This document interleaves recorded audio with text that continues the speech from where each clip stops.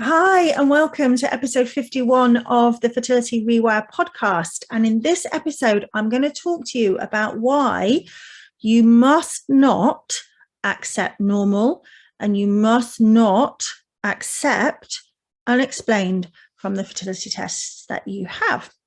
So that's quite a bold statement, isn't it?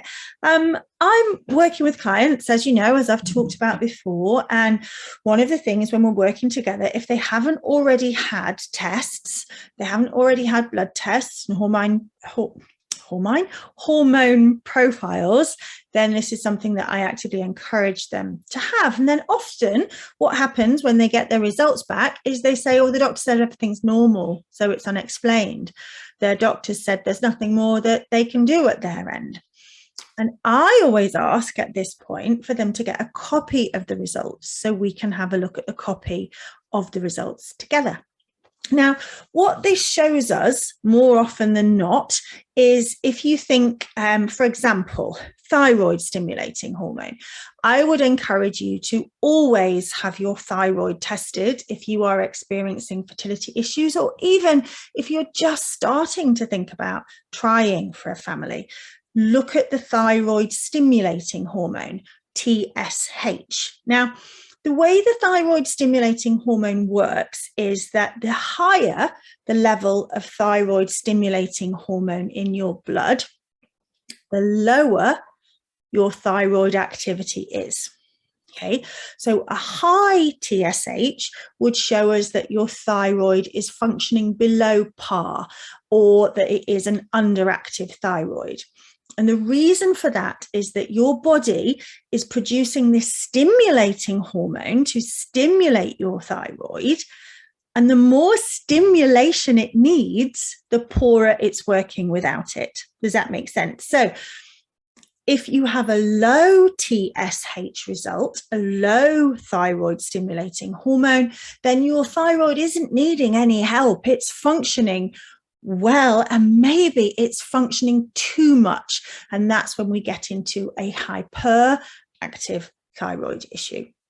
So when we look at these guidelines for thyroid, generally, you're looking at a normal range being between, and this is UK, and this is also in the NHS trust that I am positioned in, the primary care trust here in the part of Nottingham.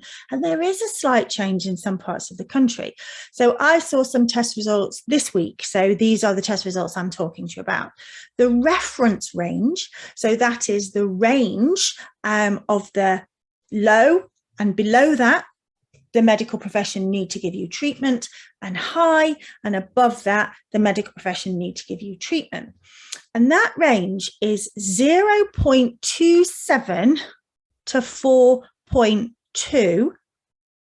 Okay, so that's in milli units per litre. That's the reference, so MUL.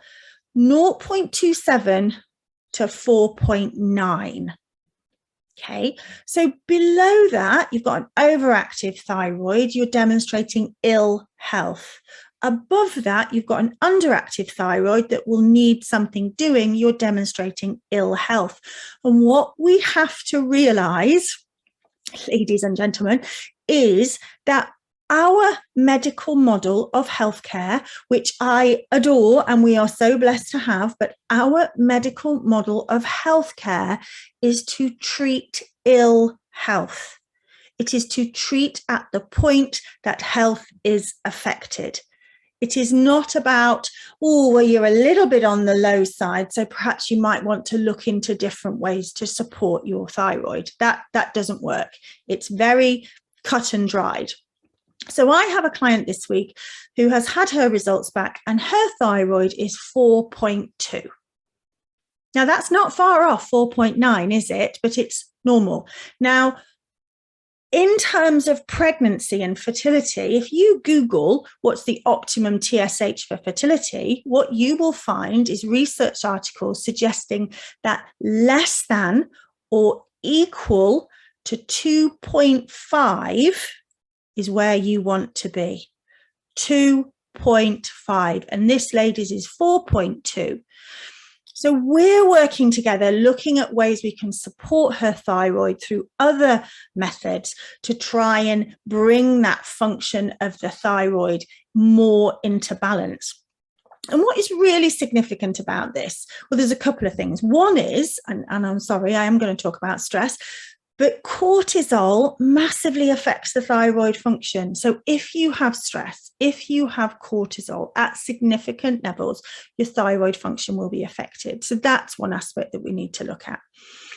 But when you look at recommended thyroid stimulating hormone levels in pregnancy, so the first trimester of pregnancy, it is recommended that the TSH be between 2 and 2.5. So here's the thing. Your thyroid could be 4.2 while you're trying to get pregnant. A week later, the medical advice is that they want that at 2.5. So doesn't it make sense that it would be at 2.5 or less ideally?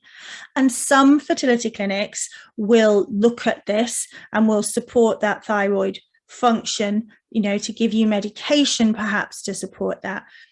But I don't think widely, certainly not in the UK. In the US, absolutely. In the US, when I'm working with clients in America, if they have a thyroid of above 2.5, they are getting treatment for that.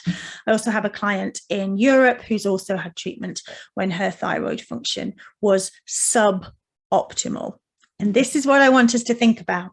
Let's forget normal. If you are out of the range, it is unhealthy, okay?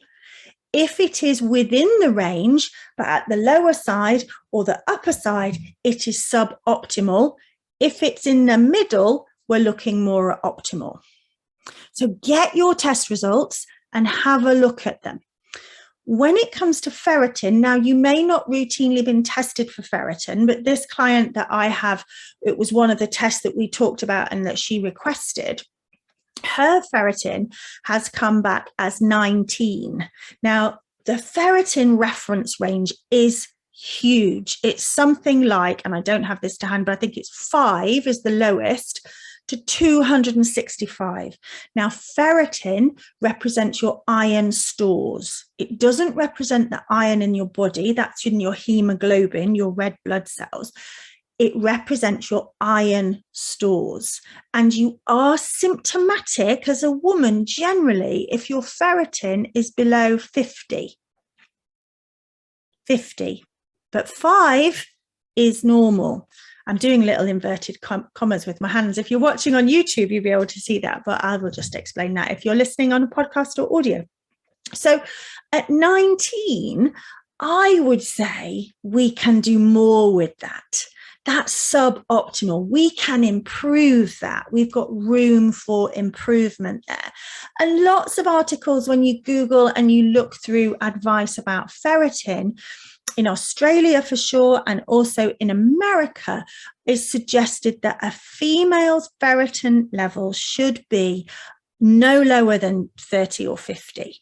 Okay, some say 50, some say 30. So at 19, I would say that's a little on the low side when you're looking at getting pregnant. And also, if this client were to be pregnant and her ferritin was tested, they may want to support that with some iron supplementation. So there is this window, isn't there, between trying to get pregnant and being pregnant.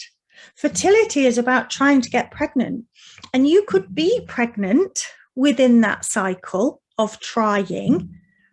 And only when your pregnancy is confirmed are we then going to look at these test results. So it makes no sense to me at all. I also have clients who have tested positive for thyroid antibodies. Now, I'm skipping back to thyroid now, sorry to confuse. So thyroid antibodies, if you have those, it represents an autoimmune element and that you have these antibodies working against your thyroid. And the practice in the UK is if you have thyroid antibodies, then actually what that means is that you will get low thyroid at some point. And so we'll monitor you. And when you do, we will give you the medication. I have a couple of clients with thyroid antibodies that they found out through private testing. And we have taken measures and they have used different sorts of support and different nutritional support. And although that's not going to change the antibodies necessarily, you could see their thyroid function. You could see the low temperatures on their basal body temperature chart, the different symptoms they had led us to look to thyroid. But actually, by using the different support mechanisms they're using, their cycle has changed phenomenally. Their symptoms have changed, their bleed has changed, their ovulation is clearer. And there's lots about ovulation and thyroid. There's lots of research looking into that.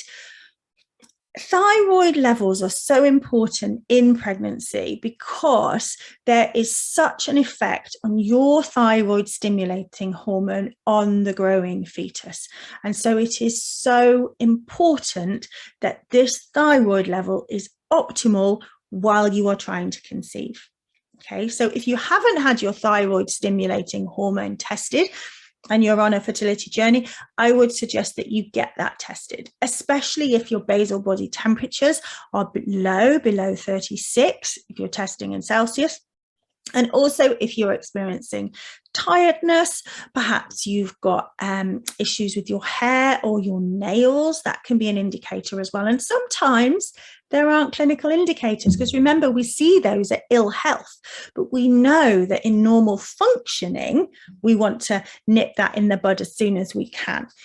You'll know with normal, I've talked before about sperm analysis, that we will accept that 4% normal forms of sperm are fine, because that is the lower level of the range.